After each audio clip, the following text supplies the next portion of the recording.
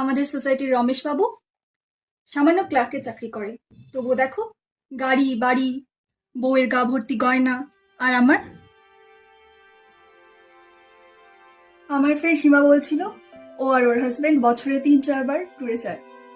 তুমি আমাকে কবার নিয়ে গেছো? খুব জোর একবার। পুজোর সময় বোনাস পেয়ে 55 ইঞ্চি টিভি নিয়ে আসবে। এনেছিলে? আমার হয়েছে যত জ্বালা।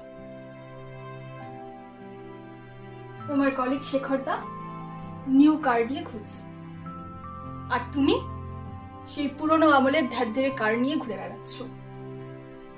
বলতে পারো সোসাইটিতে আমাদের কি সম্মানটা থাকে? আচ্ছা তুলে, একটু এদিকে আসো তো, কথা আছে তোমার সাথে। যা বলার তাড়াতাড়ি বলো, সময় নেই আমার, পার্লারে যেতে হবে।